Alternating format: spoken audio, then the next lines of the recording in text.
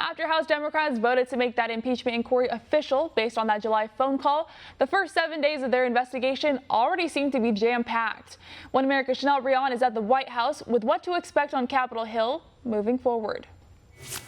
Going into November, 1 week after the Democrats' Halloween impeachment inquiry vote, Adam Schiff and Nancy Pelosi have a busy week lined up. More closed-door hearings, more interviews, roughly a dozen depositions, witnesses lined up to interview before committees and staffers, all while the rest of Congress is out on a week-long break. Key witnesses this week for Democrats include an aide to the White House's acting chief of staff, Mick Mulvaney. Also on the docket are NSC legal advisor John Eisenberg and his deputy. Democrats also want to talk to a close aide to Secretary of State Mike Pompeo in the week following their vote. The big target on the Democrats' bucket list, however, is former National Security Advisor John Bolton and his deputy.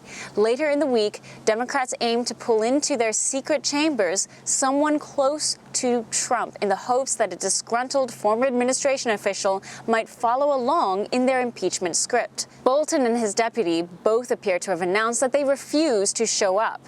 Both are also represented by a lawyer who is ready to go to court against the Democrats to ensure his client's wishes to ignore the Democrats are honored. The Democrats could well go to court to force Bolton and others to appear before their closed-door secret trials. But even if, after all that trouble, they somehow force someone like Bolton to appear before them, Bolton is unlikely to say anything they would want to hear. Things may have ended sourly at the White House for Bolton, but Bolton is still a policy guy. He may have disagreements with the White House about how things are done, but he's no ally of Democrats or their mission. To complaints that the Democrats are not being transparent enough in this process, Adam Schiff alluded to the fact that he might release transcripts of the proceedings.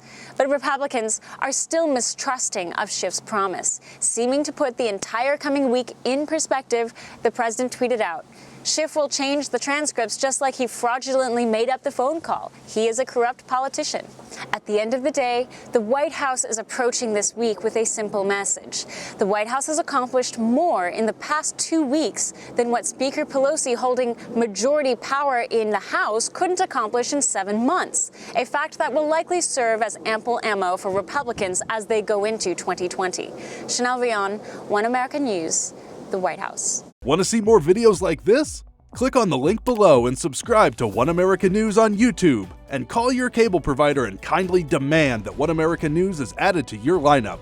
Call and subscribe today.